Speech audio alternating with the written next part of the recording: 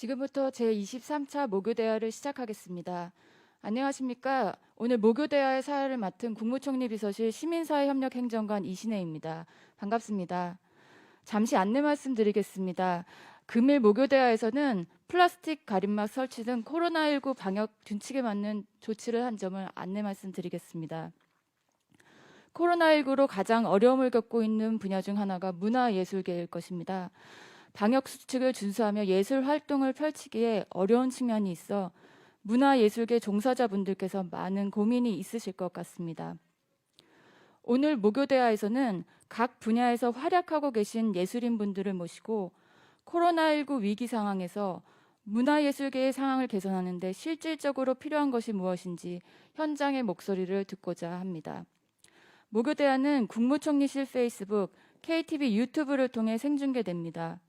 총리님께서도 실시간으로 댓글을 확인하실 예정이니 많은 의견과 질문 남겨주시기 바랍니다. 먼저 참석자를 소개해드리겠습니다. 소개해드리는 분들은 앉은 자리에서 간단하게 목례를 해주시면 되겠습니다. 총리님 오른편 순으로 소개해드리겠습니다. 소설가 이시백님 참석해 주셨습니다. 조남규 한국무용협회 이사장 함께해 주십니다. 오영우 문화체육관광부 제1차관 참석해 주셨습니다. 퓨전 국악그룹 블랙스트링 리더이신 허윤정 교수 참석해 주셨습니다. 배우 유준상님 참석해 주셨습니다. 정유란 주식회사 문화아이콘 대표이사 함께해 주십니다. 박종관 한국문화예술위원회 위원장 참석해 주셨습니다. 문승호 국무조정실 국무 2차장 참석해 주셨습니다. 현대미술가 김아영님 참석해 주셨습니다. 바이올리니스트 임지영님 함께해 주십니다. 함께해 주신 모든 분께 감사드립니다. 이어서 정세중 총리님께서 인사 말씀 하시겠습니다. 예, 문화예술인 여러분 반갑습니다. 코로나19가 장기화되면서 경제, 사회 등 모든 분야가 어려움에 처해 있습니다. 우리 문화예술계 역시 예외가 아니라고 합니다. 예술시장의 성장이 정체되고 가뜩이나 열악한 예술활동 여건 속에서 이번 코로나19 확산은 대면 공연과 전시 등을 상당 부분 제약해서 문화예술인들의 어려움이 가중되고 있는 것으로 전해 듣고 있습니다. 다른 한편으로 보면 문화는 아주 지치고 힘들 때 다시 일어설 수 있게 위로와 용기를 주는 삶의 원천이라고 생각을 합니다. 코로나19로 모두가 힘들어하는 바로 지금이야말로 문화의 힘이 발휘될 때라고 생각합니다. 실제로 국민 여러분들께서 소위 말하는 그 코로나 블루라고 하죠. 벌써 이게 얼마입니까? 한 10여 개월 이렇게 가까이 되다 보니까 정말 힘들어하는 국민들이 많으십니다. 특히 여성들이 더 힘드시다고 하죠. 그런데 지금 같은 상황에서 역시 모든 장르에 걸친 문화예술이야말로 지치고 힘든 국민들에게 힘이 되고 있다고 이렇게 알고 있습니다. 그렇지만은 그런 문화를 향유할 수 있는 여건도 쉽지 않기 때문에 다들 많이 힘들어하고 있습니다. 그래서 이런 상황에서는 그 문화를 창달하고 전달하는 문화예술인들이 정말 신명이 나야 그래야 힘들어하는 국민들에게 힘이 될 수 있지 않을까 이렇게 생각을 합니다. 정부가 이런 상황을 만들어야 하는 것, 그래서 이런데 정부의 존재 이유가 있다, 저는 그렇게 생각을 합니다. 그동안 정부는 코로나19 상황 속에서도 예술가들의 활동이 지속될 수 있도록 추경 등을 통해서 예술인들의 생계 안정이나 창작 지원 정책을 추진해 왔습니다. 특히 올 상반기에는 고용보험법 개정을 통해서 예술인들도 고용보험을 적용받을 수 있도록 사회안전망 강화에 초석을 닦았습니다. 아시는 것처럼 이제 문화예술인들은 특별한 고용 형태이기 때문에 이 고용보험 혜택으로부터 사각지대였는데 이제 그 고용 안전망을 확충한다고 하는 차원에서 문화예술인부터 시작해서 고용보험의 수혜 대상이 될 수 있도록 적용 대상이 될 수 있도록 그렇게 법을 개정을 해서 조치를 했기 때문에 그런 부분도 아마 내년부터는 좀 도움이 되지 않을까 이렇게 생각을 합니다. 그럼에도 불구하고 실제 예술 현장에서 종사하고 있는 분들에게는 여전히 어려움이 존재하고 변화하는 환경에 적응하기 위해서 추가적인 지원이 필요할 것으로 생각이 됩니다. 이와 관련해서 오늘 목요대화에서는 코로나19 사태로 인해 어려운 기초예술 현장에서 종사하고 계신 분야별 예술인들을 모셨습니다. 코로나19 장기화에 따른 위기를 극복하기 위해 필요한 지원 사항이 무엇인지, 향후 예술 활동이 지속성과 생태계 강화를 위해 어떠한 준비를 해야 하는지에 대해서 논의하고자 합니다. 예술 현장에 살아있는 목소리를 좀 전달해 주시기를 바라면서 생산적 논의를 통해 예술계가 다시금 도약할 수 있는 계기를 오늘 우리들이 좀 만들었으면 하는 기대를 갖고 이렇게 모셨습니다. 다들 너무 바쁘신 분들이시잖아요. 그럼에도 불구하고 저희들의 초청에 이렇게 응해 주시고 또 고견을 말씀해 주실 것으로 생각이 되어서 다시 한번 여러분들의 참여에 진심으로 감사의 말씀을 드리겠습니다. 고맙습니다. 총리님 말씀 감사드립니다. 이제 현장의 의견을 들어보는 시간을 갖겠습니다. 지금부터는 총리님께서 진행하시겠습니다. 예, 코로나19를 겪으면서 예술인들께서 현장에서 겪은 애로사항이 무엇인지 또 당면한 위기 극복을 위해서 어떤 조치가 필요한지 소위 말하는 이제 건의사항이라는 게 있잖아요. 그런 것들을 좀 자유롭게 이렇게 말씀을 해주시면 우리 정부에서도 나와 계시고 또 시청자들도 계시고 하기 때문에 저희들이 잘 정리해서 여러분들의 말씀이 정부의 정책에 잘 반영이 되도록 최선을 다할까 합니다. 먼저 우리 이시백 작가님께 질문을 드리겠습니다. 그 코로나19로 인한 예술계 피해 상황은 주로 대면으로 진행되는 공연이라든지 전시 분야의 피해가 주로 부각됩니다마는 문학 분야도 피해가 있을 것 같습니다. 문학 현장의 상황은 어떻고 또 정부가 어떻게 좀 도움이 될 수 있겠는지 말씀을 좀 해주셨으면 싶습니다. 네. 코로나19 상황으로 모든 예술 분야가 어려운 건 마찬가지겠습니다만 또 먼저 문학 분야의 어려움을 고축을 챙겨주시려고 먼저 의견을 여쭤주셔서 감사드립니다. 우선 총리님을 비롯해서 정부에서 코로나19 상황으로 어려움에 빠진 우리 문화예술계의 여러 가지 긴급한 지원책들을 펼쳐주셔서 우선 감사를 드립니다. 앞서 말씀하신 것처럼 이러한 정부 지원책들이 대체적으로 대면 상황을 염두에 둔 공연예술이나 전시예술 쪽에 집중되다 보니까 상대적으로 문학은 좀 소외되고 또 어려움이 가중되고 있는 현실입니다. 이러한 판단은 격리된 상황에서 많은 시민들이 집에 있는 시간이 늘고 그로 인해서 집에서 독서를 하고 그로 인해 책의 판매가 늘고 작가들의 인세가 증가하면서 문학 분야는 좀 어려움이 덜하지 않을까 이러한 판단에서 나온 듯합니다만 현장의 실태는 이와 전혀 다릅니다.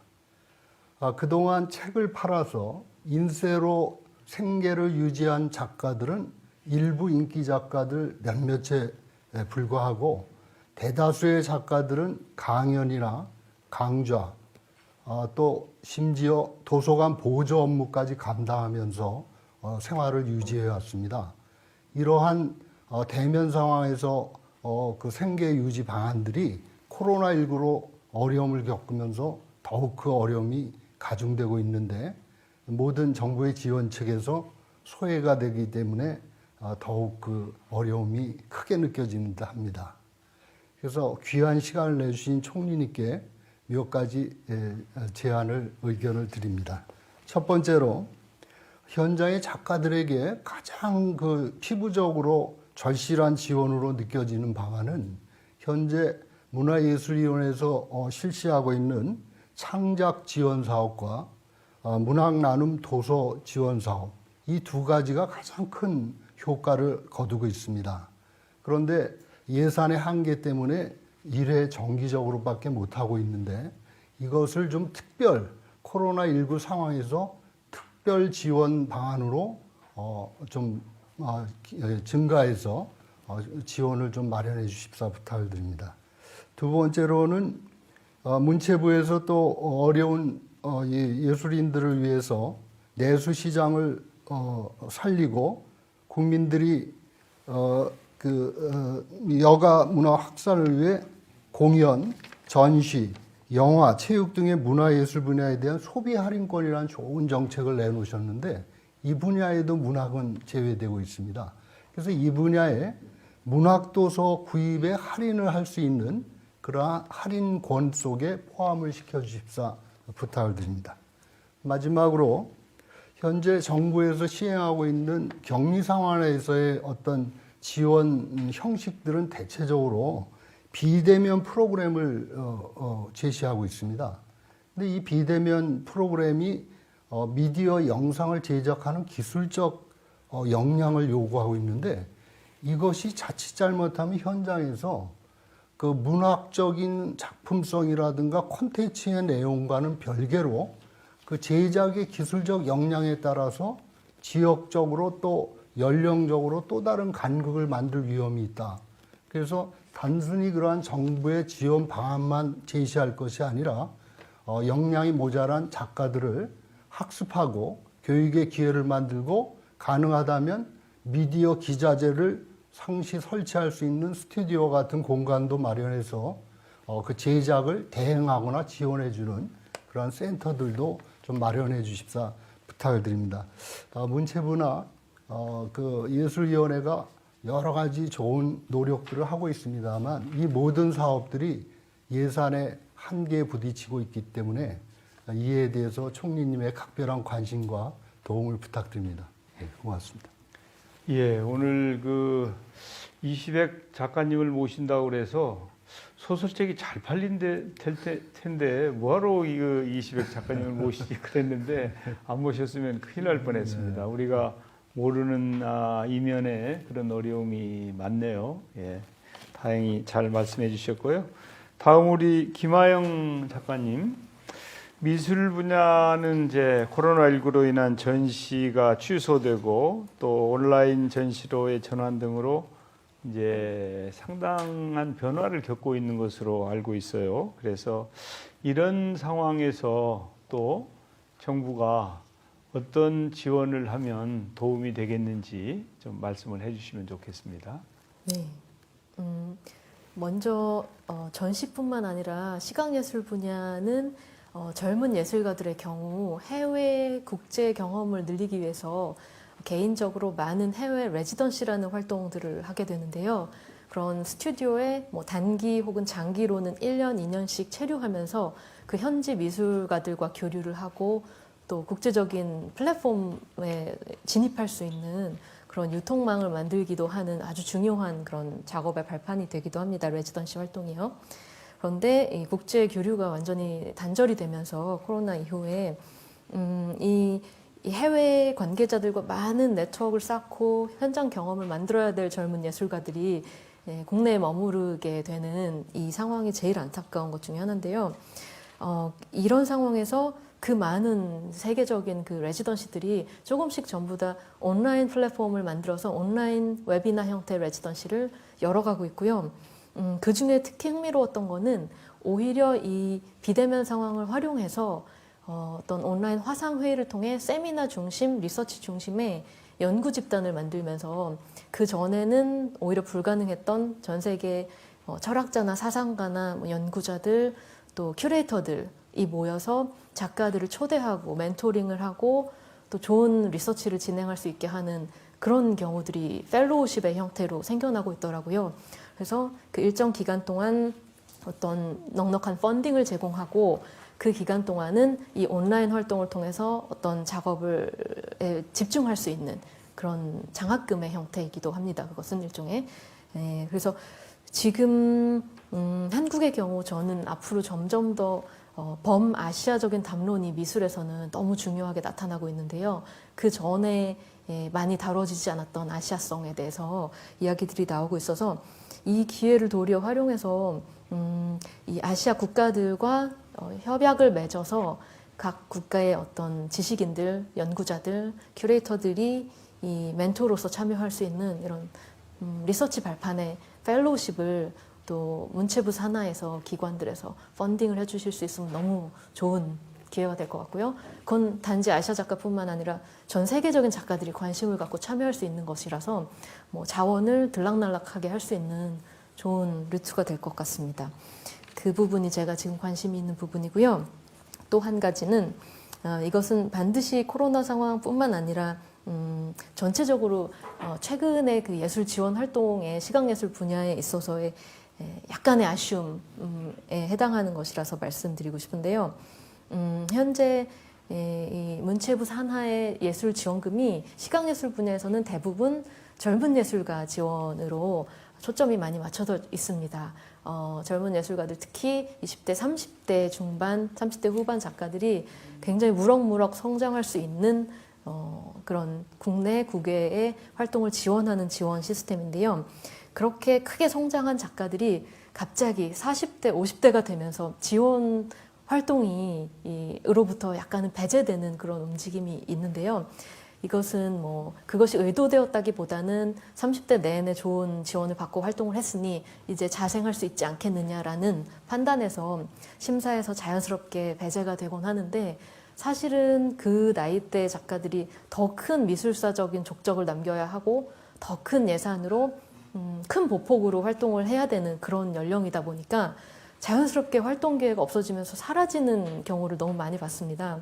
그래서 그렇게 어떤 한국을 대표할 수 있는 작가군들이 사라지는 것이 너무 안타까워서 이런 특별한 중견 작가를 위한 지원금이 확충이 되면 좋을 것 같고요. 또한 이 나이대 작가분들은 어쩔 수 없이 장기적으로 작품을 구상하고 길게 스텝을 만들어 나가기 때문에 지금 현재 1년 단위의 지원 예산 시스템에서 조금 벗어나서 2년 단위로 작품을 성장시킬 수 있는 그런 지원 항목이 생길 수 있다면 너무 좋을 것 같습니다. 예. 네. 그러니까 미술 분야도 이제 국제화가 상당히 된 모양이네요. 예. 그래서 하긴 뭐 제가 아는 그 화가도 그 뉴욕에 가서 전시회도 하고 막 이러더라고요. 예. 그래서 뭐 다른 그 대중예술도 국제화가 활발하게 되고 있으니까 당연히 그렇게 되겠죠. 예. 그 좋은 말씀 감사드리고요. 우리 허윤정 교수님. 네. 이제 국악은 뭐 우리의 얼과 정신이 담겨 있다 이렇게 하여튼 전통 예술의 대표적인 분야 아니겠습니까? 그 최근에 한국관광공사에서 만든 해외 영상이 세계적으로 히트를 쳤다면서요. 예, 정말 그 기분 좋은 소식이었는데, 그래서 해외에서도 이제 우리 국악에 대해서 관심을 보인다. 사실은 저는 이제 제가 종로에서 활동을 했으니까요. 우리 국악로도 있고 국악인들이 많이 계신데 우리 국악이 조금 더 그 활발하게 국내 외적으로 활동을 했으면 좋겠다. 이제 그리고 또 현대화도 되고 좀 이렇게 시대의 변화에 잘 맞추었으면 좋겠다는 생각을 했었는데 이번에 아주 기분이 좋았어요. 그래서 그 우리 국악의 해외 진출 상황은 어떤지 좀 말씀해 주시면 국민들이 기분 좋아하시지 않을까 싶네요. 이번에 이렇게 코로나 상황으로 대면할 수 있는 공연들이 다 취소된 상황에서 어찌 보면은 그 반대적인 영상으로 인한 그런 어떤 좋은 효과가 또 있구나 하는 것을 모두 다 알게 된 계기가 된 것 같습니다. 뭐 제가 알기로는 2억 뷰가 넘는 그런 접속이 있었다고 그렇게 알고 있습니다. 사실 지난 10년간 굉장히 괄목할 만한 성과를 이루었습니다. 국악의 그 해외에서의 성과들은 사실 많은 국민들이 좀 모르시는 부분도 있는데요. 제가 그 안에 있는 사람의 한 사람으로서 또 직접 그 현장을 좀 누비고 있는 사람으로서 보면 이제 굉장한 관심과 더불어서 신기함, 뭐 독특함 이런 것이 아닌 해외 많은 관객들이 이제 한국 음악을 즐기고 좋아하는 어떤 고정 팬들이 생겼다고나 할까요? 그럴 만큼 굉장히 좋은 그런 반응을 얻고 있는 게 사실입니다. 그래서 이것들이 단순히 우리 음악이 좋은 이유도 있지만은요, 제 생각은 지난 한 10여 년간 그 우리나라 정부에서 아주 적극적인 지원을 해주셨습니다. 이런 국제교류 분야에 있어서 그런 것들이 이제 싹을 틔워서 꽃을 피우고 있는 단계라고 생각을 하고, 말씀하신 그 영상에 있던 그 팀들도 그런 어떤 과정을 겪었기 때문에 있을 수 있었다고 생각을 합니다. 그런데 정말 이것이 어떻게 보면 정말 꽃망울을 팍 틔우려는 이 찰나에 코로나가 터졌어요. 그래서 너무 제가 안타까운 연주자들이 많습니다. 수십 개의 세계 유명 페스티벌과 공연장의 초대를 다 받아놓고 그게 다 지금 취소가 되고 있는 그런 상황입니다. 그런데 지금 어찌 보면 이것을 좀 기회로 삼아서요, 총리님 말씀대로 국악이 조금 어렵게 느껴지고 많은 분들에게 그 접근이 어려웠던 부분이 있다면, 차라리 이런 코로나 시대를 맞아서 비대면의 컨텐츠들, 즉 영상이라는 아주 좋은 매체를 가지고 좀 더 손쉽게 다가갈 수 있지 않을까 하는 생각을 해봅니다. 그래서 제가 건의드리고 싶은 부분은 바로 이런 좋은 컨텐츠, 영상 컨텐츠를 만드는 데 있어서 좀 더 적극적인 지원을 좀 해주시면 좋겠습니다. 왜냐하면 지금 많은 대다수의 국민들은 그 대중음악의 아주 높은 퀄리티에 아주 높은 예산을 들인 뮤직비디오라든지 영상들, 그리고 이제는 해외의 유명 뭐 베를린 필부터 아주 유명한 그 단체들의 아주 고품격의 고퀄리티의 영상들을 지금 보고 즐기시고 있거든요. 그것들과 같이 이제 궤를 같이 하려면 그만큼의 어떤 좀 투자와 예산이 좀 필요한 것 아닌가 이런 생각을 해보고요.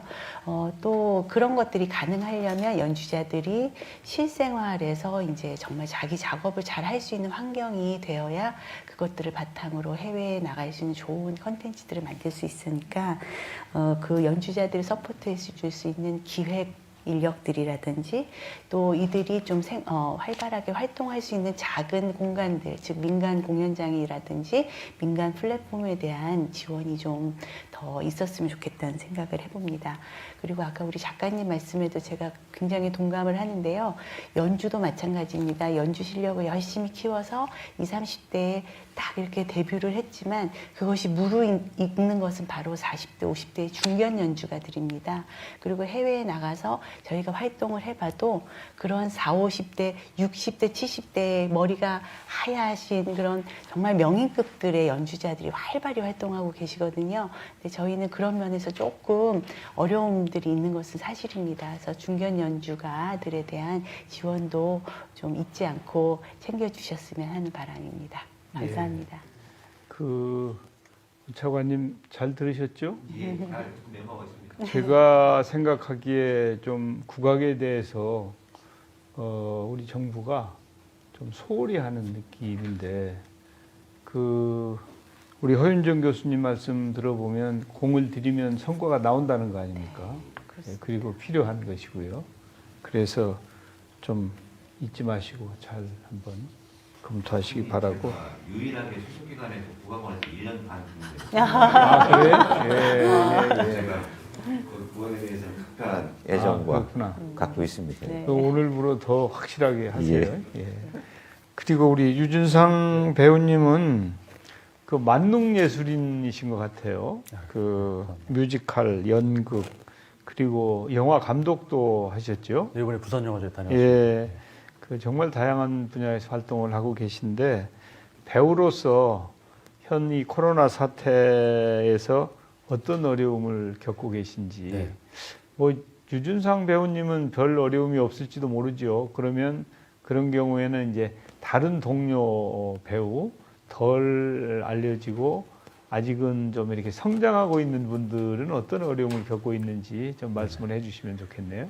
일단 저는 20대부터 이제 공연, 뮤지컬, 연극을 시작해서 지금까지 아주 오랫동안 하고 있는데 지금 이 코로나 시대에 저희가 너무 큰 직격탄을 맞아서 사실은 쇼 머스트 고 온, 공연은 계속 이루어져야 되는데 계속 이루어지고는 있습니다만 지금 50%의 이제 객석 점유율만 된다는 지침 때문에 저희가 이제 거리 뛰어앉기를 함으로 해서 사실은 많은 그 이 뮤지컬 또 연극 공연 쪽에 이 종사하시는 분들이 일자리를 잃어가고 있고 또 공연은 하고 있지만 하는 족족이 다 지금 적자로 되고 있기 때문에 제가 이제 이 자리에 오면서 사실 어깨가 상당히 무거웠는데 많은 저희 공연 뭐 배우분들 또 스태프분들 또 제작자분들 많이 만나면서 이런저런 얘기를 들어가면서 결국 저희가 살 수 있는 길은 이제 공연장에 많은 관객분들이 오실 수 있게 그런 지침이 떨어져야 되는데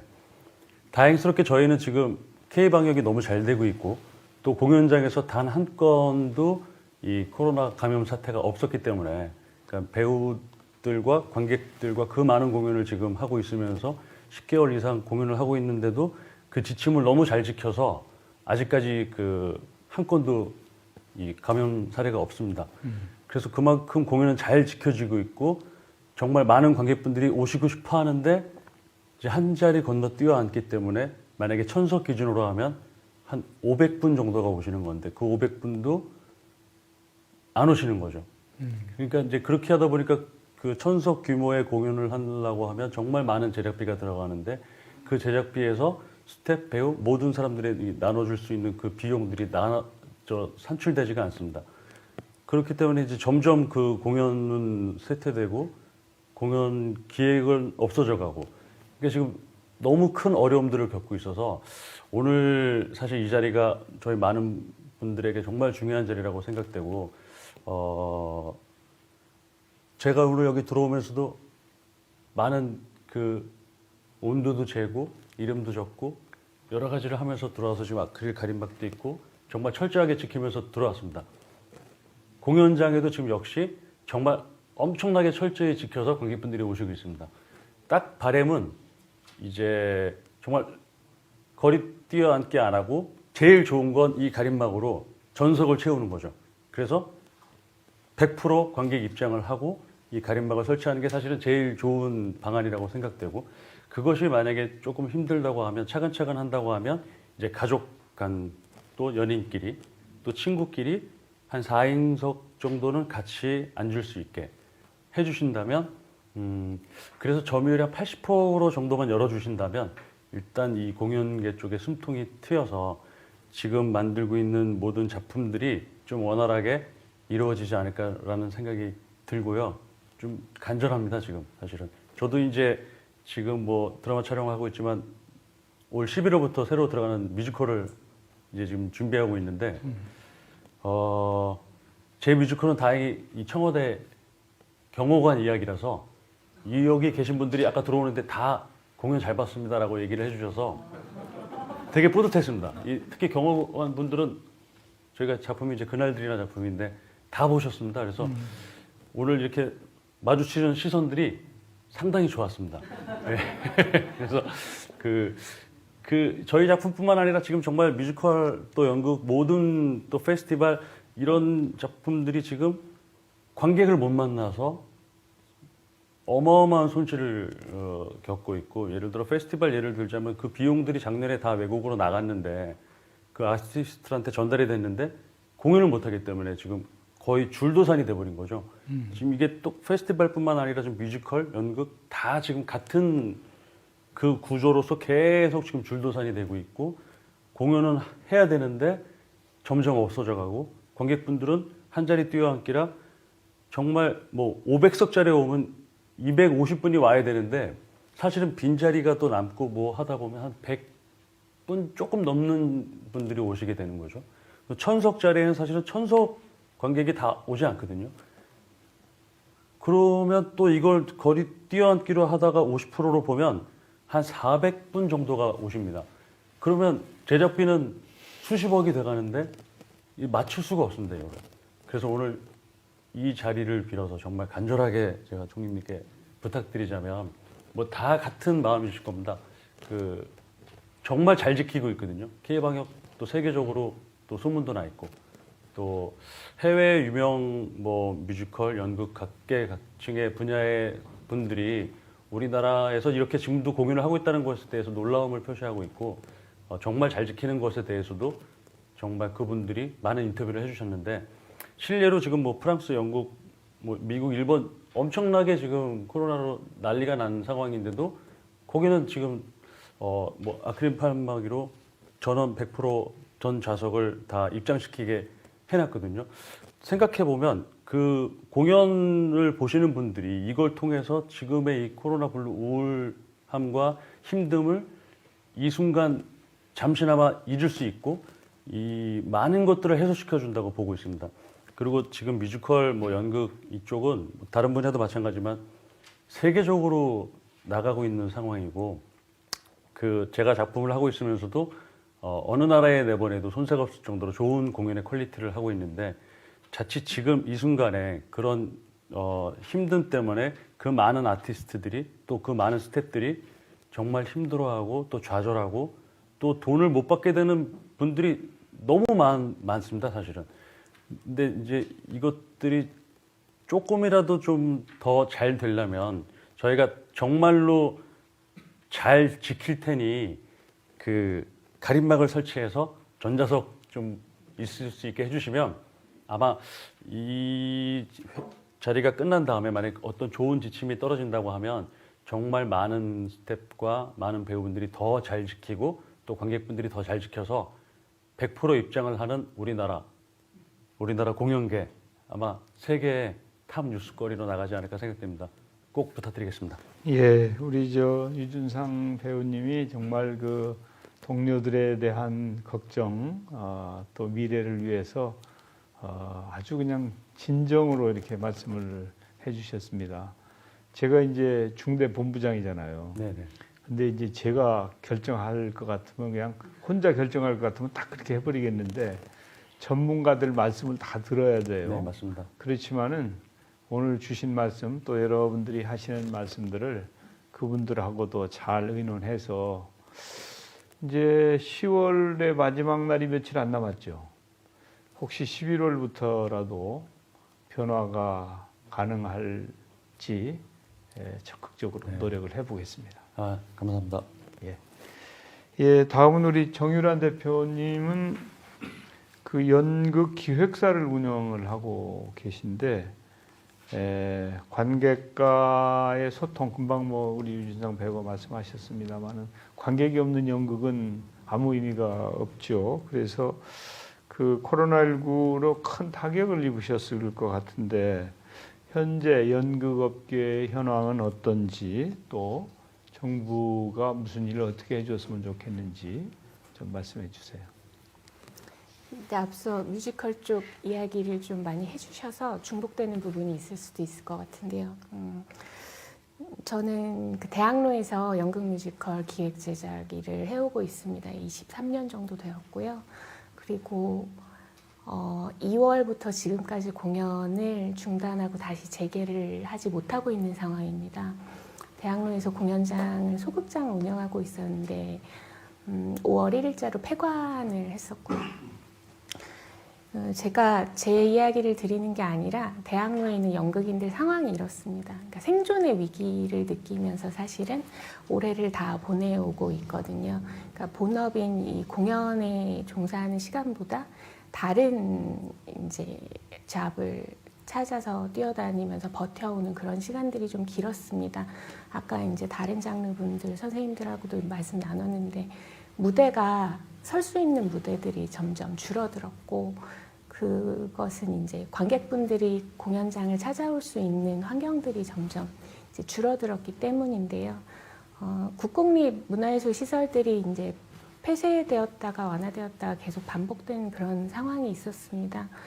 그런데 이제 민간 공연장들 같은 경우에는 계속 이제 공연장을 지켜가면서 공연을 이어온 팀들이 있었거든요.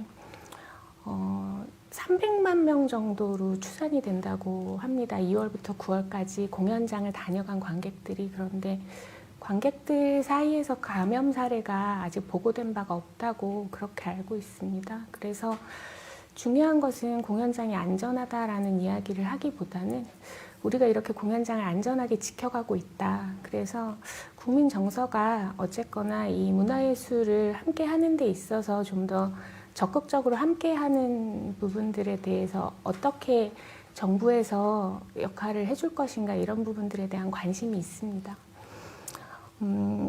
올해 잘 모르시겠지만 2020년이 연극의 해예요. 문체부에서 지정을 해주셨고 그래서 저희가 올해는 사실은 여러 가지 여건상 기반 조성 사업을 위주로 하고 있습니다. 연극계 자체를 재정비하고 그리고 과거를 돌아보고 이제 앞으로 변화하는 미래를 어떻게 준비할 것인가 이런 것들을 안전한 창작 환경과 지속 가능한 생태계 조성에 대한 고민들을 계속 해나가고 있습니다. 연극인들이 끊임없이 이제 관객을 만나기 위해서 이렇게 고민하는 과정들이 있는데 이 지원이 사실은 절실하게 필요한 부분들은 어쨌거나 이 재난 상황에 대처하기에 취약한 계층이기 때문이라고 생각이 들고요. 그리고 일상 안에서 이제 예술이 존재하기 위해서는 어쨌거나 다방면에 적절한 지원들이 채워져야 한다고 생각이 들고 그것은 선별적인 것이기보다는 예술인들에게 보편적으로 이루어져야 할 부분들이 좀 더 고민이 되었으면 좋겠습니다. 저희 창작준비금이라는 지원 사업이 있습니다. 준비 과정에 대해서 이제 지원하는 그런 사업인데요. 그런 부분들이 좀 더 확대될 수 있었으면 하는 바람이 있고, 아주 구체적인 현안으로는 이제 보조금 사업을 이제 수령을 할 때 저희가 자부담 비율이 정해져 있습니다. 의무적으로요. 이런 부분들이 좀 이 재난 상황에서만이라도 좀 폐지될 수 있는 그런 방안이 나온다면 예술가들 입장에서는 굉장히 큰 도움이 될 거라고 생각이 듭니다. 제가 여기 오면서 다른 분들도 말씀하셨지만 어깨가 너무 많이 무겁더라고요. 말씀을 잘 드려서 예술계 안에서 좀 의미 있는 이야기들이 많이 나올 수 있어야 할 것 같다는 생각이 드는데 예술가는 예술가로서의 일상 안에서 존재할 수 있게끔 해야 된다는 생각이 들어서 그런 부분들에 대해서 좀 더 현실적인 방안들이 여기 많이 나왔으면 좋겠습니다. 예, 그 연극의 해에 네. 연극인들이 너무 힘든 한 해를 보내시네요. 네. 사실은 이제 대학로의 연극인들 제가 좀 알지요. 그 평소에도 힘들거든요. 그런데 지금은 얼마나 더 힘들까 생각하면 정말 눈물이 나죠. 예, 하여튼 어차피 이제 정부가 그래도 문화예술계나 또 코로나19 위기 극복을 위해서 이런저런 예산들을 집행을 하니까 그런 예산들이 실효성이 있어야 되거든요. 그러니까 공급자 중심으로 그냥 정부가 알아서 이렇게 집행을 하면 효율이 떨어질 수 있는데 이제 수요자가 정말 어디다 어떻게 써야 조금이라도 도움이 될 것인지를 경청을 하고 수요자 맞춤형으로 지원을 하면 똑같은 예산이라도 효율을 높일 수 있을 거라고 생각을 해요. 그래서 오늘 주신 말씀이 도움이 많이 될 것 같습니다. 그 조남규 이사장님은 이제 그 무용 분야 예, 여기 있죠. 맞아. 예, 이시죠. 이제 그 무용 분야에 대해서도 정부 지원 정책이 있었어요.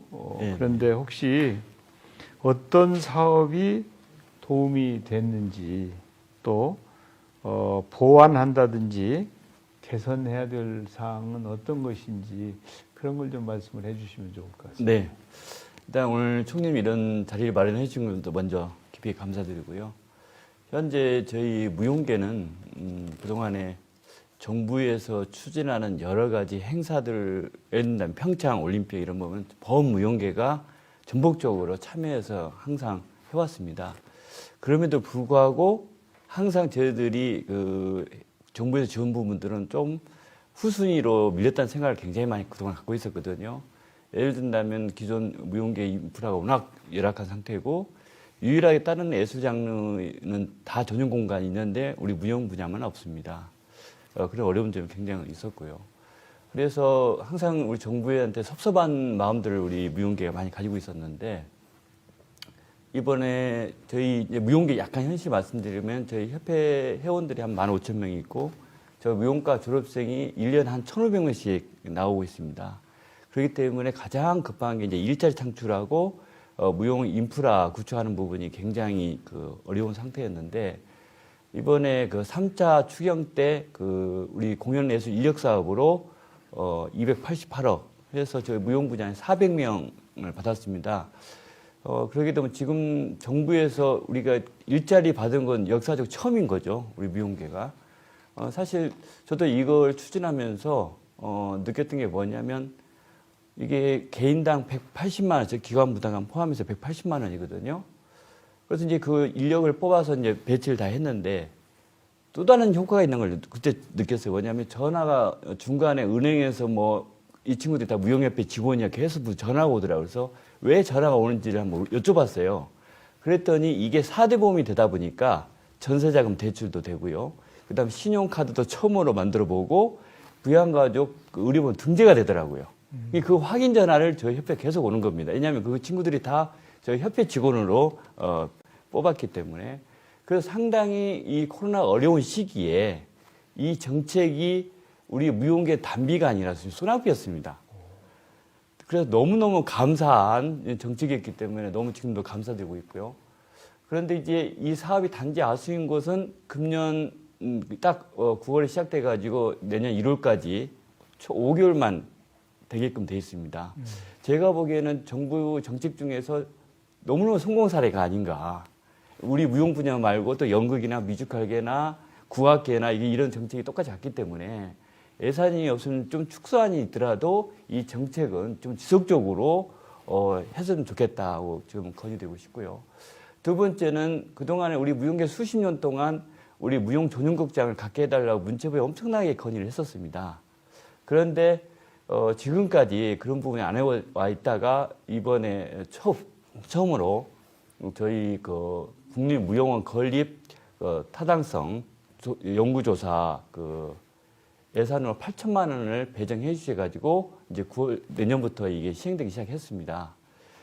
이거는 우리 무용계의 염원이었거든요. 그래서 이 정부에 들어와서 진짜로 저희들은 우리 무용계 너무나도 우리 그 문체부에 감사하는 마음밖에 없습니다. 지금 현재 우리 일자리 창출하고 그다음에 우리 무용 전용극장 가질 수 있는 어떤 기초 단계를 다 해주셨기 때문에 너무 감사한 마음이고 저도 이걸 계속 건의하면서 문체부 담당 공무원들을 만났을 때 수시로 이 설계에 대해서 정확히 맞는지 이런 부분들을 토요일, 일요일도 없이 계속 저한테 전화 오더라고요. 그래서 제가 아니 쉬는 날도 없으시냐고 이렇게 반문했는데 진짜로 이 시간이 되신다면 총리님께서 담당 공무원들 너무 고생했다. 한번 해주시기 부탁드리고요. 그 다음에 저희 무용 전용극장이 이번에 8천만 예산 받아서 타당성 조사되니까 이 부분은 좀 정부에서 각별히 관심 갖고 꼭 잘 될 수 있도록 간곡하게 총리님께 부탁드리겠습니다. 감사합니다. 예. 저도 그 국립무용원 네. 전용극장 건립 적극 찬성하겠습니다. 감사합니다. 예, 무용계에 정부가 조금이라도 힘이 되었다고 하니까 정말 힘이 납니다. 네. 감사한 일이죠. 우리 임지영님 연주하시죠? 예, 이제 전 세계에서 우리 전 세계 우리 K 클래식을 알려주고 계셔서 국민의 한 사람으로서 정말 감사하게 생각을 합니다. 최근 코로나로 인해서 해외 활동이 아마 상당히 어려울 텐데 그래서 이거 어떻게 하시죠? 해외 활동 제대로 못 하시고 해서. 우선 뭐 총리님께서 아실지 모르겠지만 현재 대한민국 클래식 뮤직 음악의 어떤 현실은 사실 정말 본고장인 유럽에서 한국에 취재를 와서 다큐멘터리로 어떻게 이런 작은 한국이라는 나라 동양에서 끊임없이 엄청난 인재들이 나오고 또 명망 높은 세계적인 대회에서 우승자와 입상자들을 배출해내는가에 대해 취재를 올 정도로 정말 수준 높은 클래식 음악가들을 많이 보유하고 있는 나라입니다. 그런 연주자들, 그런 음악가들이 대부분은 본지 해외 미국이나 유럽에서 이제 활동을 기반을 해야 하기 때문에 그곳에 거주를 하는 분들이 굉장히 많습니다. 그래서 저를 포함한 많은 연주자들, 음악가들이 사실 지금 현재 설 수 있는 무대가 없어져 있는 현실이지만 그래도 유럽에서 거주를 하면서 조금이라도 있는 연주를 해내려고 굉장히 고군분투하고 있고 또 이런 어려운 시기일수록 이렇게 한국의 고국의 어떤 국민들에게 음악으로서 희망과 어떤 에너지를 줄 수 있는 것이 저희의 어떤 역할이고 할 수 있는 일이기 때문에 그런 무대가 없어지는 것들이 참으로 안타까운 마음입니다. 그런데 그런 연주자들이 정말 발벗고 나서서 국내에 있는 어떠한 연주라도 서고 싶지만 사실 2주간의 자가격리라는 그런 제도가 저희가 그렇게 먼 곳에서 와서 이렇게 2주간 격리를 한다는 그 자체가 사실은 선뜻 뭔가 쉽게 올 수 있는 선택은 아니지만 그래도 현 시점에서 하나의 무대가 정말로 귀하고 소중하기 때문에 모두들 정말 다른 것들은 다 배제하고 이 연주 하나만 하기 위해서 2주간의 힘든 격리 기간을 겪은 후 연주를 하려고 하면 그 사이에 연주가 취소되는 경우도 굉장히 많고 그리고 이제 그렇게 되면은 정말 모든 스케줄과 뭐 가족 모든 것을 다 뒤로 하고 그리고 2주간의 격리까지 마쳤는데 갑자기 쓸 수 있는 공간이 없어지면 사실 이 그냥 인간으로서의 박탈감, 그 허탈함이 말로 표현할 수 없을 만큼 크고 또 한 예술가로서 너무너무 상심이 큰 것은 사실입니다. 그래서 이런 자가격리에 대한 어떤 다른 대책이 있어야 하지 않는가. 사실 저도 어제 막 자가격리를 마치고 이제 오늘 처음 이제 세상에 나왔는데 정말 이 자가격리라는 것이 말로만 들었을 때보다 겪어보니 더욱 더 고난스럽고 또 특히 이렇게 클래식 음악 같은 경우에는 같이 만나서 리허설도 많이 해야 하고 뭔가 이렇게 뭐 아이디어를 주고받는 그런 작업이 필요한데 그런 것들이 온라인상으로는 사실 충분히 전달되지 못하기 때문에 참 이것은 뭔가 단축을 시키거나 좀 그런 다른 묘안이 필요한 시점이 아닌가 그런 생각을 하게 되었고 또 앞서 많은 분들께서 이미 다 말씀을 하셨지만 사실 공연장에서의 감염 사례가 전혀 일어나지 않았고 특히 클래식 음악 같은 경우에는 정말 그 띄어앉기 방책을 준수하고 또 정말 그야말로 귀와 마음으로만 음악을 즐기는 그런 공간이기 때문에 그 어떤 것보다 사실은 안전하다고 저는 생각합니다. 사실 뭐 마스크도 다 착용을 하고 몇 안 되지만 그래도 여전히 클래식 음악을 듣고 싶어 하시는 팬분들이 굉장히 많으신 그런 시점에서 오프라인 공연이 가능하지 못하면 뭔가 온라인 공연이라도 할 수 있는 방안이 있어야 하는데 사실 이 클래식이라는 분야가 그다지 이 팬층이 두텁지 못하기 때문에 뭐 K-팝이나 다른 분야는 사실 온라인 공연도 끊임없이 이어지고 있지만 그런 부분에 있어서 클래식 음악가들이 사실 조금 설 수 있는 자리가 많이 부족하지 않은가 그런 생각도 들고요. 네. 또 마지막으로 그런 죄송합니다. 그런 모든 어려움을 감수하고 어쨌든 음악으로서 음악인으로서 할 수 있는 것은 이제 이런 아까 선생님께서 말씀하셨다시피 해외에 있는 그런 음악가들 그리고 뭐 예를 들어서 악기를 뭐 수리하는 그런 것만 해도 사실 외국에 나가야 하는데 지금 그런 것들에 있어서 너무나 많은 차질이 생기고 있어서 그 격리에 대한 것은 한 번 더 뭔가 검토를 해주십사 꼭 부탁을 드리고 싶습니다. 예, 그래요. 하여튼 2주간 격리하시느라고 수고하셨습니다. 사실 우리 대한민국의 예술인들이 대중 예술뿐만 아니라 클래식도 아주 정말 잘 하고 계셔서 너무 자랑스럽고 뿌듯한데 요즘에 이제 그분들이 다 함께 고통을 겪고 계셔서 제가 오늘은 사실은 문화예술 얘기지만 이 코로나에 대해서 제가 조금만 말씀을 해볼게요. 이제 우리나라가 1월 20일에 첫 확진자가 생겼거든요.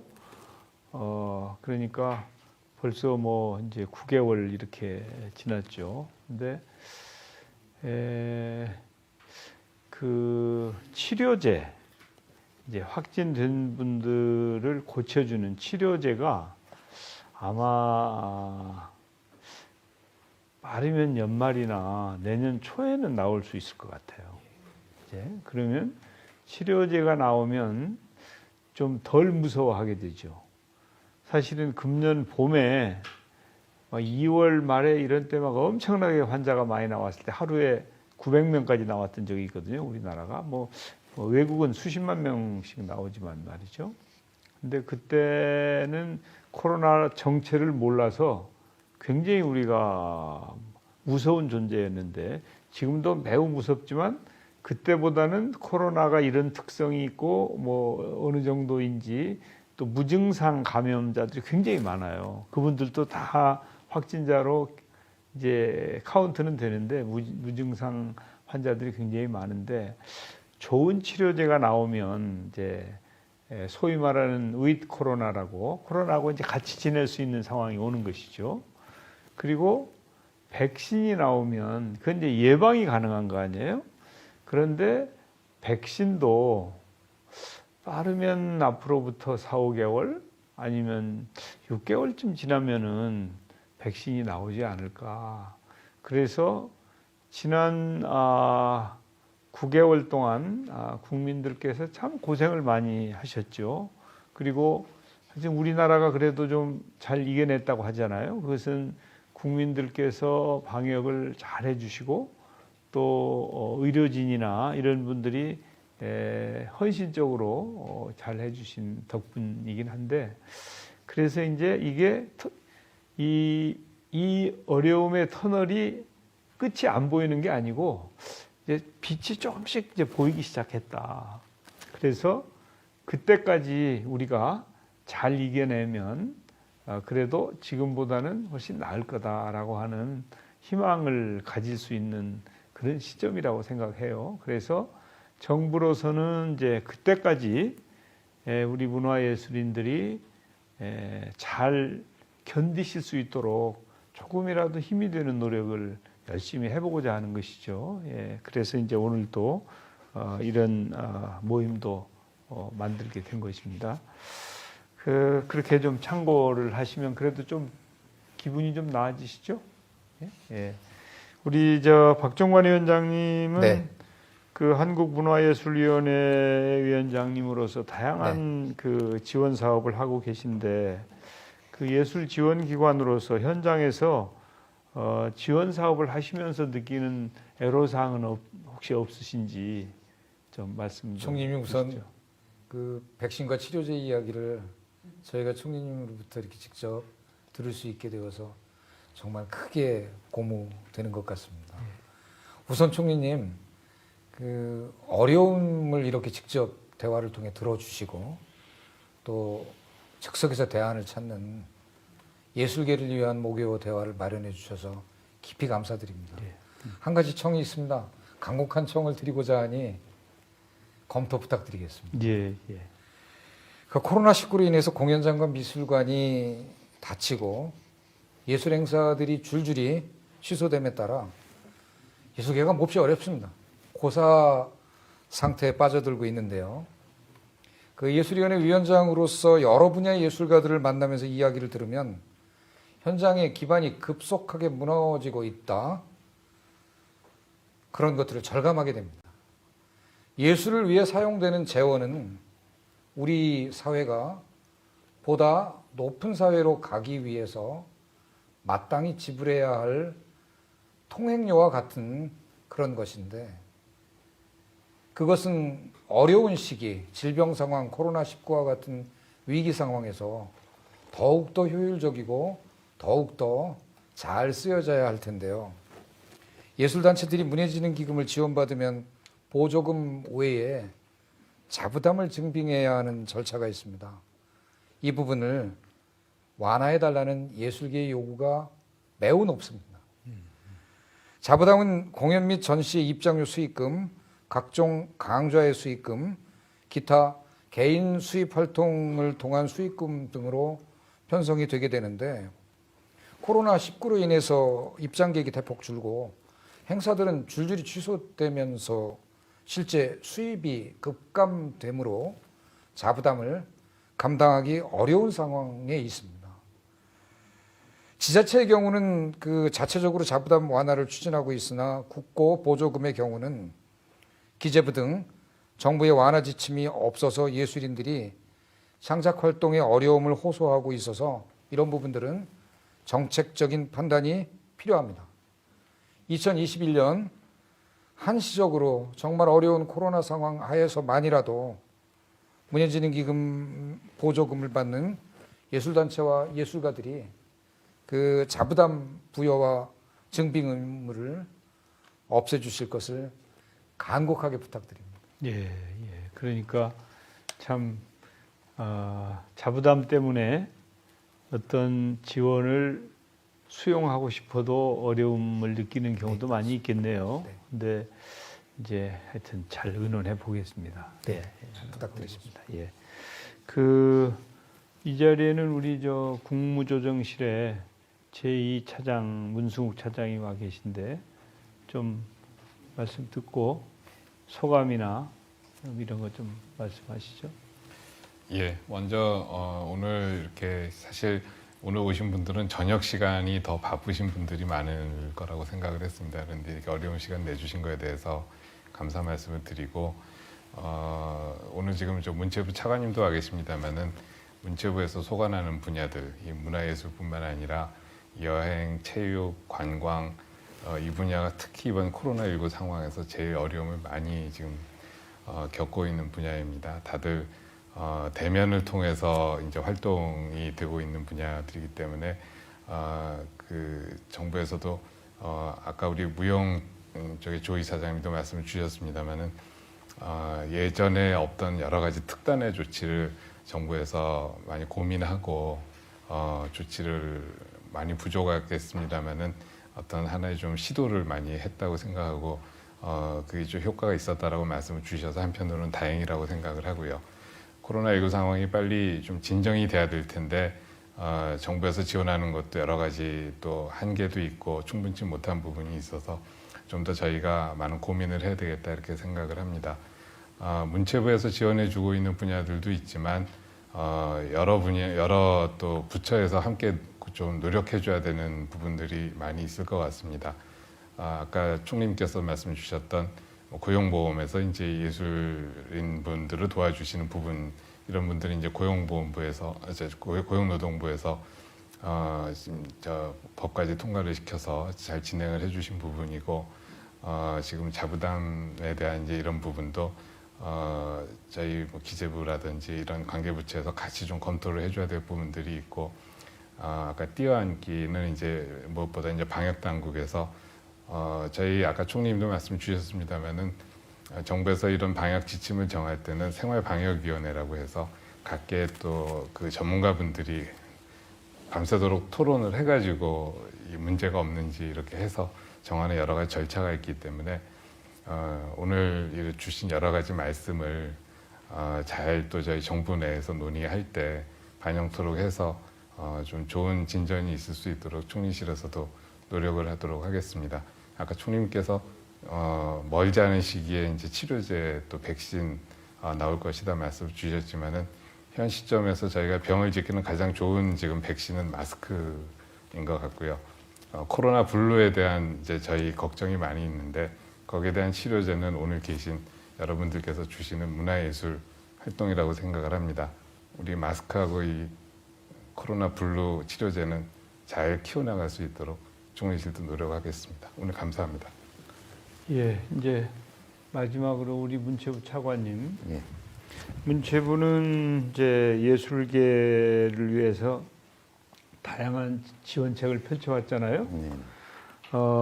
그 현장 예술인들이 시행 중인 지원책을 좀 잘 활용하려면 어떤 지원책이 있는지 알아야 되잖아요. 네, 네.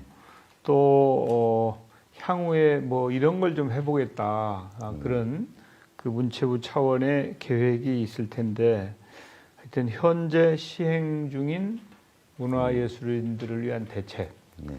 그리고 또 준비하고 있는 대책을 좀 소개도 해주시고 또 앞서 여러분들이 말씀하신 내용들에 대해서도 좀 코멘트 하실 수 있으면 좀 코멘트 해주셨으면 좋겠어요. 예, 그 올해 1월부터 이제 코로나가 발생을 하고 제 총리님 말씀대로 거의 이제 9개월이 됐고요. 그 이후에 이제 문화체육관광부가 이제 다들 아시다시피 이제 관장하는 분야가 전부 대면을 전제로 하는 그런 분야입니다. 그리고 오늘 말씀하셨다시피 예술이라는 분야는 말 그대로 이제 대면이 전제가 됐던 그런 영역이고요.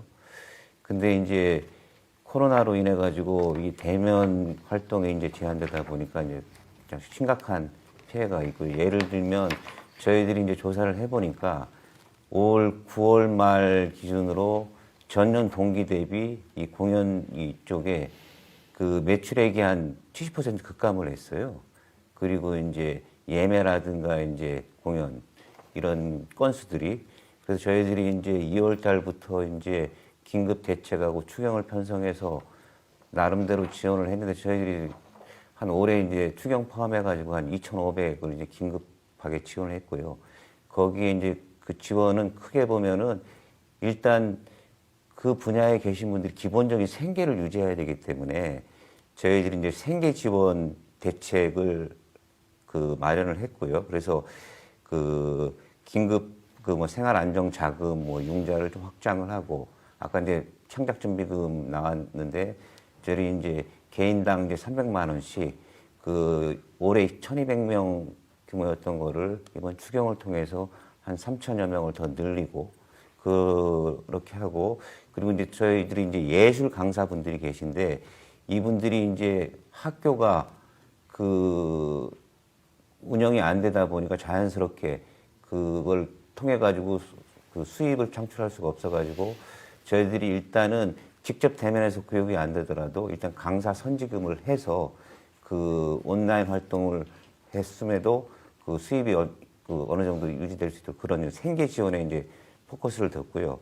다음은 그 아무리 그래도 이 창작이 중단되면은 안 되기 때문에 그 창작 활동이 그 완벽하지는 않지만 지속될 수 있도록 저희들이 여기 많은 말씀이 나왔지만 일단 공연장에 대한 뭐 대관료 지원이라든가 그리고 이제 공연을 처음 만들거나 재공연하는 부분에 대해서 일정 부분 지원을 하고 그리고 이제 비대면 온라인에 대한 뭐 중계 시스템이라든가 이런 부분에 대해서 이제 지원을 했고요. 그리고 또 하나는 기본적으로 이제 창작자가 있어도 소비자가 그거를 그 향유를 해야 되는데 물론 이 코로나 상황에서 그 여러 가지 제한 요건으로 그 어려움이 있겠지만 뭐 요즘 최근에 많이 이제 부각이 되는 저희들이 그 소비 할인권 중에 이제 공연 부분이 저희들이 한 180만 명 수혜 대상으로 해가지고 공연 그 한 건당 이제 8,000원씩 그 지원하는 이제 소비 할인권이 그동안 방역 상황이 그 위중에서 중단이 됐다가 이제 시작이 됐습니다.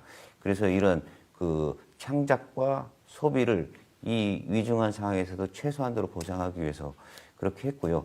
그리고 이제 아까 말씀드린 이것과 더불어서 이제 일자리를 유지하는 게 중요하기 때문에 아까 우리 이사장님 말씀하셨다시피 저희들이 공연 관련 인력이 최소한도로 유지할 수 있도록 각 장르별로 무용 등등 해가지고 저희들 한 5개월 해가지고 180만 원 정도를 지원하는 사업을 긴급하게 편성을 해서 아까 이제 뭐 카드도 하고 그리고 많은 칭찬을 하셨는데 저희들이 몸둘 바를 모르겠습니다. 저희들 하여간 이번 추경을 통해서 5개월로 하고 저희들이 아마 재정당국과 확인해서 이 코로나 상황에 따라 가지고 그 부분은 저희들이 계속 협의해 나가도록 할 거고요. 그리고 현재 이렇게 진행이 되어 왔고 저희들이 바람은 코로나가 빨리 완화가 돼서 정상적으로 활동을 할 수 있기를 기대하지만 그건 어떻게 보면 바람일 수도 있고 지금 언제까지 지속될지 모르기 때문에 저희들이 이제 이 공연계도 기본적으로는 대면이 기본이었지만 앞으로는 이제 비대면은 우리가 피해갈 수 없는 과제인 것 같습니다. 그래서 저희들이 9월 달에 사회관계 장관 회의를 통해 가지고 문화예술 분야의 비대면 예술 활동을 어떻게 지원하고 활성화할 수 있는 것을 발표를 했고요. 그에 따라 가지고 올해 내년도 이제 예산 사업으로 지금 연결을 하고자 하고 있습니다. 그리고 이제 초님께서 말씀하셨다시피 올해 좀 고용과 관련돼서는 좀 획기적인 해입니다. 금년 5월 달에 고용보험법에 예술인을 대상으로 이제 포함을 시켰고 올해 12월 달에 이제 시행을 하도록 되어 있습니다. 그래가지고 각계 의견을 수렴을 하고 9월 달에 입법 예고를 하고 10월 달에 이제 의견 수렴을 마쳤고 나머지 고용부라든가 문체부라든가 이 관련 당국이 협의를 해가지고 이제 12월 달에는 이제 예술인 고용보험이 이제 최초로 이제 시행을 하도록 되어 있습니다. 그래서 남은 기간 예술계 현장 의견 듣고 그리고 이제 재정당국이라든가 고용부라든가 잘 협력을 해서 첫술에 배부를 수는 없지만 저희들이 첫 단계에 잘 시작을 해서 이게 예술인들의 어떤 기본적인 생활에 유지할 수 있는 선이 될 수 있도록 일단 첫 발을 디디려고 하고 있습니다. 그리고 저희 이제 문체부가 이제 정부에서 하는 건 이렇게 말씀을 드렸고요. 그리고 대부분 오늘 참석하신 분들에 대한 세세한 답변은 아마 이제 대부분 제가 해야 되는 그런 상황이었던 것 같아요. 그래서 제가 메모를 다 했는데 아마 이제 시간적인 제약이 있으면 제가 하다가 자리를 전환해서 하도록 하고 제가 간략하게 주신 의견에 대해서 시간을 고려해서 간략하게 말씀을 드리겠습니다. 먼저 우리 이시백 작가님께서 이제 문학 분야 이제 말씀을 하셨지 않습니까? 근데 그 말이 맞습니다. 일반 사람들이 지금 약간 오해를 하는 게 이 코로나 상황에서 이제 활동이 제한되다 보니까 독서 인구가 늘어나니까 도서 구입이 증가하고 그래서 문학 분야가 나름대로 괜찮다고 생각하는데 아까 말씀드렸다시피 지명도가 있는 일부 작가인 이제 그거 외에 기본적으로 이 문학계에 종사하시는 분들이 출간 외에 뭐 강연이라든가 인문학 강좌라든가 이런 것들을 하고 있는데 그 부분이 이제 제한이 되다 보니까 마찬가지로 좀 어려움을 겪고 있거든요. 그래서 말씀하신 도서 할인 제도 이 부분은 아까 저희들이 이제 소비 할인권에 이게 포함이 지금 안 돼 있습니다. 그래서 이제 저희들이 긴급하게 하면서 어떻게 보면 인식에 그런 것도 있었겠지만 이미 이제 시작을 했고요. 그리고 이 부분은 그 부분이 아니더라도 저희들이 도서정가제 관련해서 또 올 연말까지 할인과 관련되고 그거를 도서를 판매가 촉진되는 그런 것들을 별도로 광고하고 있으니까 한번 좀 지켜봐 주시고요. 그리고 이제 도서 나눔 사업 그 부분은 하여간 저희들이 유념을 해서 재정당국하고 한번 챙겨보도록 하겠습니다. 그리고 우리 김하영 미술가님께서 이제 이렇게 하다 보니까 이제 펠로우십이라든가 뭐 레지던스 이런 확대 말씀을 하셨는데 지금 저희들이 이 전 세계적인 코로나 상황에서는 이 부분을 직접적으로 모여서 하는 레지던스라든가 펠로우십보다는 저희들이 비대면 온라인으로 하는, 그러니까 국내, 국제적으로 그런 부분들을 적극적으로 저희 고민을 하고 있고 지원을 하고 있고, 그래서 요 상황에서는 그렇게 하고, 나중에 이제 또 이 상황이 호전이 되면 그런 부분 저희들이 별도로 잘 챙겨 나갈 거고요.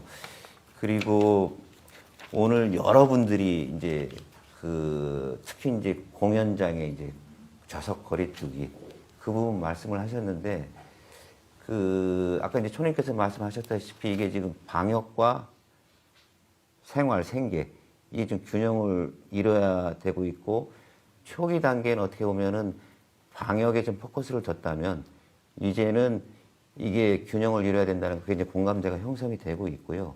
그래서 총리 이제 중대본에서 상당히 논의가 됐고, 또 그래서 관계부처하고 협의를 하고 있습니다. 아마도 제가 생각할 때는 뭐 완벽한 기대를 충족은 못하지만 일정 부분 상당한 기대를 충족하는 그 결과가 나오지 않을까. 그리고 총리님의 역할이 아주 중요합니다. 그리고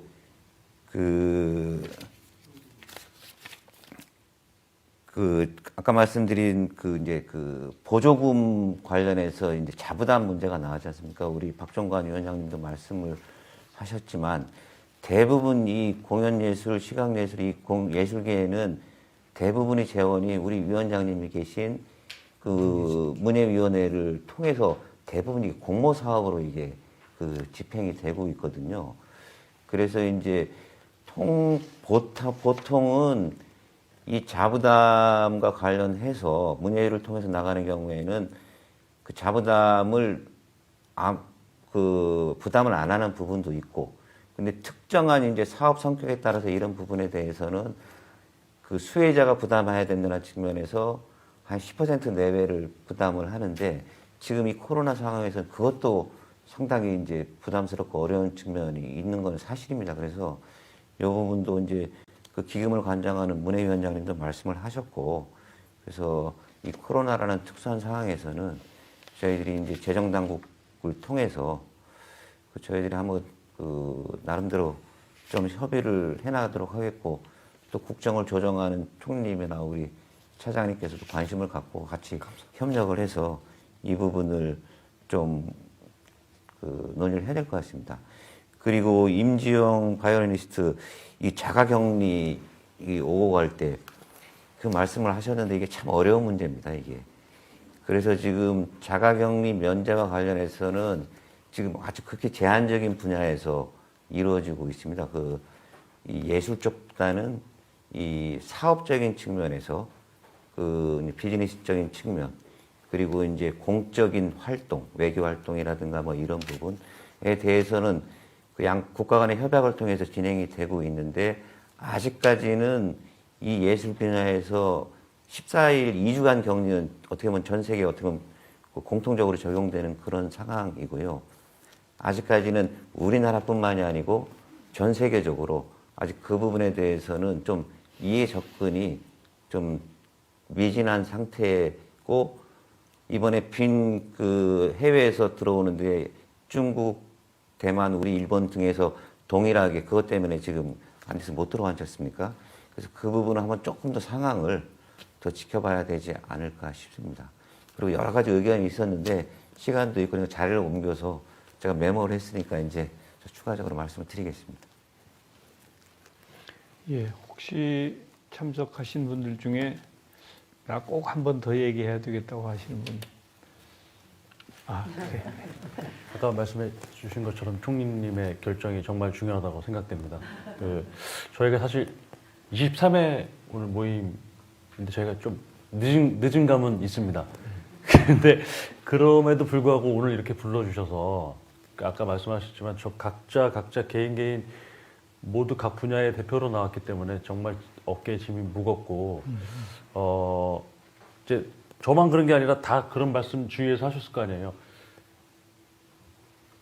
어떻게 하시느냐에 따라서 우리가 달려 있습니다. 라고 각자 너무 많은 말들을 들어서 진짜 어깨가 무거운 자리이고, 그럼에도 불구하고 이렇게 총리님께서 되게 잘 얘기해 주셔서 오늘 너무 좋은 자리였고, 이 좋은 자리로만 그치지 말고 좀 뭔가 좋은 결정이 돼서 저희들이 조금이라도 좀 기분 좋게 일할 수 있는 그런 자리가 됐으면 좋겠습니다. 예. 자, 그러면 이제 이따가 또 오늘 또 다른 저녁 시간도 있으니까 말씀을 더 나누기로 하죠. 네, 어느덧 오늘 행사를 마무리할 시간이 되었습니다. 오늘 모교 대화를 통해 문화예술계의 현장 상황을 들을 수 있는 아주 유용한 시간이었던 것 같습니다. 그럼 마지막으로 총리님께서 마무리 말씀하시겠습니다. 예, 여러분들 말씀을 들으면서 정말 참 그 문화예술계도 힘드시구나 하는 것을 절감을 했습니다. 그래서 하여튼 위기를 잘 이겨내셔야 되고 또 이 생태계가 문화예술 생태계가 훼손되지 않아야 코로나가 끝났을 때 다시 정상화가 되고 또 미래 지향적으로 나갈 수 있지 않을까 그런 생각이 들면서 그런 차원에서 정부가 지금까지도 나름대로 노력을 했지만 하여튼 이 위기가 끝날 때까지 조금 더 노력을 해야 되겠구나 이제 그런 생각을 하게 되었습니다. 적극적으로 최선을 다해서 여러분들께서 주신 말씀들이 좀 반영이 되도록 노력을 할 텐데 역시 그 공연장에서 거리두기 그리고 지원금에 대한 자부담 이게 거의 공통적으로 가장 큰 과제가 아닐까 싶습니다. 쉬운 문제는 아니지만 그래도 뭐 좀 어떻게든지 한번 정부 내에서 의견 수렴도 하고 토론을 통해서 방안을 만들어 보도록 노력을 하겠습니다. 오늘 이렇게 다시 한번 참석해 주셔서 너무 감사드리고요. 그 특유의 그 창의성을 바탕으로 해서 새로운 예술활동 방식을 모색하면서 위기를 극복함과 동시에 코로나19로 지친 국민들에게 치유와 회복의 기회를 제공하고 있는 모든 예술인들께 여러분들의 대표들이시고 여러분들 뒤에 수없이 많은 예술인들이 계신데 그분들 정말 고생하시고 힘드신데 그분들에게 위로와 격려의 말씀을 드리면서 또 감사하다는 말씀을 드리겠습니다. 저도 사실은 개인적으로 연극이나 전시, 음악 감상 그런 것을 매우 좋아하는 사람 중에 한 사람인데 앞으로 여러분들 공연장에서 배웠으면 좋겠습니다. 다시 한번 감사드립니다. 고맙습니다. 이것으로 제23차 모교 대화를 마치겠습니다. 지금까지 시청해 주신 여러분 감사합니다.